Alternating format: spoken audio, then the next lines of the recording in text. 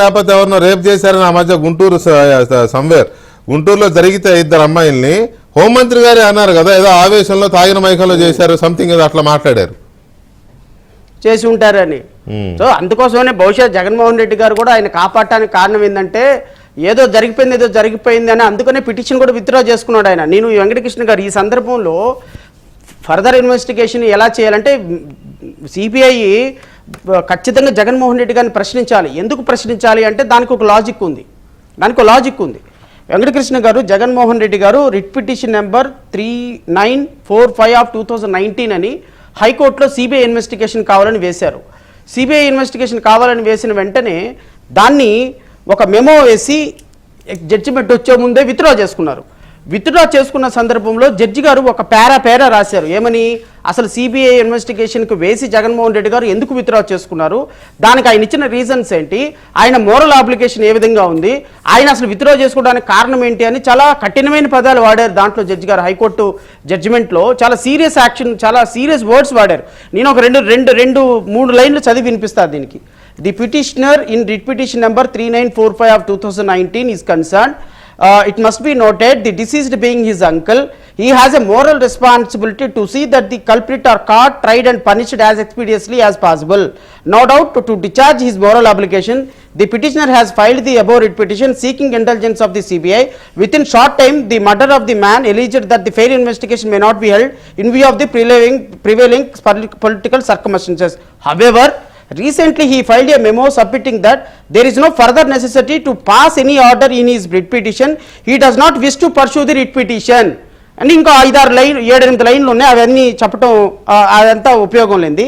In that view it is left open to the wisdom of the petitioner as to whether filing of memo not pressing the writ petition amounts to moral tendency or not. By be that it may in our judicial system, except in exceptional cases, the court cannot so and so. అంటే ఏం చెప్పారు, ఒక వ్యక్తి మీరు అతని బాబాయిగా writ petition వేసి CBI investigation కోరినప్పుడు దాన్ని withdraw చేసుకోవడంలో మీ మోరల్ ఆబ్లిగేషన్ కూడా మర్చిపోకూడదు. మరి ఏ సందర్భాల్లో మీరు ఏం చేశారు, ఇది మీ విజ్ఞతకే వదిలేస్తున్నాం, ఎందుకు విత్డ్రా చేసుకున్నారో మీ విజ్ఞతకే వదిలేస్తున్నాం, ఎక్యూజులను పట్టుకోవడంలో పొలిటికల్ సిస్టమ్ మారింది అని చెప్పి విత్డ్రా చేసుకుంటున్నామని చెప్పారు. ఇక అది ఏది ఏమైనప్పటికీ కోర్టులు మాత్రం కళ్ళు మూసుకొని చూస్తూ ఊరుకోలేవు, ఎక్యూజులను పట్టుకోవడంలో కోర్టుల పాత్ర పోషించాల్సిందే అనేటువంటి విషయంలో చెప్పినప్పుడు ఇప్పుడు సిబిఐ జగన్మోహన్ రెడ్డి గారిని అడగాలి.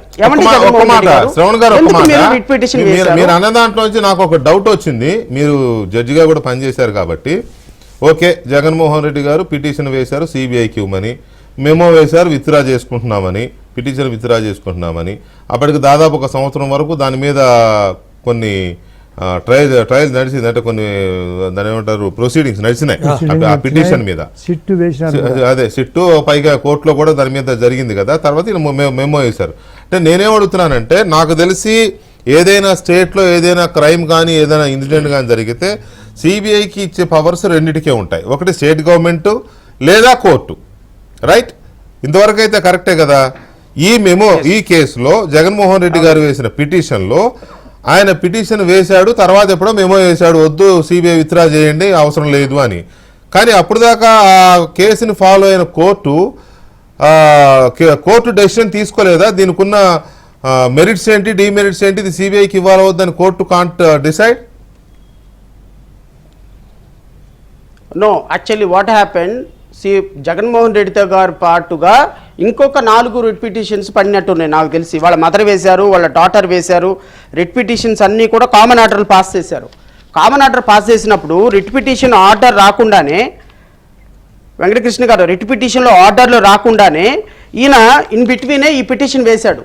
ఇన్ బిట్వీన్ ఈ పిటిషన్ వేసినప్పుడు ఇమ్మీడియట్గా కోర్టు యాక్సెప్ట్ చేయకుండా జడ్జిమెంట్లో ఈ పిటిషన్ గురించి రాసుకుంటూ వచ్చింది. ఎందుకంటే కామన్ జడ్జిమెంట్ ఇచ్చేటప్పుడు ప్రతి రిట్ పిటిషన్ మీద జడ్జిమెంట్ ఇచ్చే సందర్భంలో జగన్మోహన్ రెడ్డి గారు వేసినటువంటి రిట్ పిటిషన్ని ఇమ్మీడియట్గా క్లోజ్ చేయకుండా సబ్సిక్వెంట్గా జడ్జిమెంట్ కామన్ జడ్జిమెంట్ ఇచ్చేటప్పుడు ఆ కామన్ జడ్జిమెంట్లో ఇది రాసుకుంటూ వచ్చారు. ఏమని, ఈ పిటిషన్లో ఎందుకు జగన్మోహన్ రెడ్డి గారు ముందు సిబిఐ అడిగారు, ఎందుకు విత్డ్రా చేసుకున్నారు అనే దాని మీద మరి ఈ రిట్ పిటిషన్ మీద కూడా వాళ్ళు ఫైండింగ్ ఇవ్వాలి కదా. ఒక సిబిఐ ఎంక్వైరీ కోసం ఒక 10 మంది కలిసి కామన్ ఇంట్రెస్ట్ తోటి ఒక రిట్ పిటిషన్ వేసినప్పుడు అన్నిటిని కంబైన్డ్గా విచారణ చేసి జడ్జిమెంట్ ఇచ్చేటప్పుడు ప్రతి జడ్జి ప్రతి దానికి కూడా కొంత ఫైండింగ్ ఇచ్చుకుంటూ రావాలి. అలాగే ఈ జడ్జిగా ఈ జగన్మోహన్ రెడ్డి గారు వేసినటువంటి రిట్ పిటిషన్ విత్డ్రాయల్కి ఇది ఫైండింగ్ ఇచ్చారు.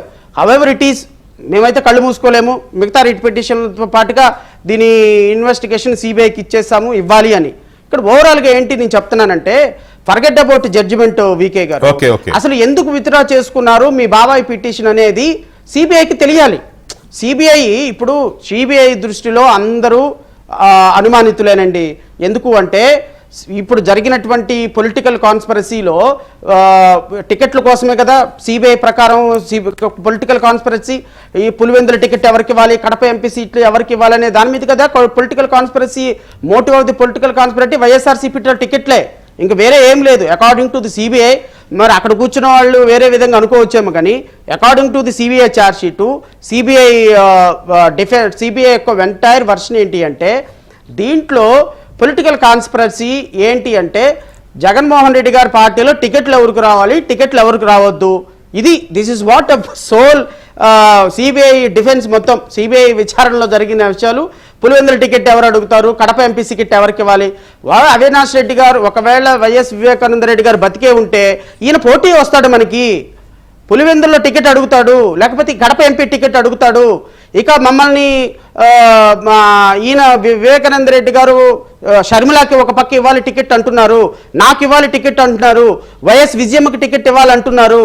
వైఎస్ విజయమ్మ అంటే వైఎస్ షర్మిల, వీళ్ళిద్దరికి టికెట్ ఇవ్వాలి, అవినాష్ రెడ్డిని పక్కన పెట్టండి, వాళ్ళ నాన్నగారిని పక్కన పెట్టండి అంటున్నారు. కాబట్టి అసలు వివేకానంద రెడ్డి లేడు అని పక్కన పడేస్తే ఆటోమేటిక్గా మాకు ఇంకా రైవలరీ ఉండదు కదా. అందుకోసమే జరిగింది ఈ మర్డరు అనేది కుట్ర కోణం, ఏది according to the CBI as on today. మరి తర్వాత ఏమన్నా మారుతుందేమో, అదేమన్నా ఇంకా ట్రావెల్ చేసి విజయవాడ దాకా వస్తుందేమో, దీని వెనక ఎవరైనా ఉన్నారని తెలుస్తుందేమో. ఇప్పటికిప్పుడైతే I don't have any information.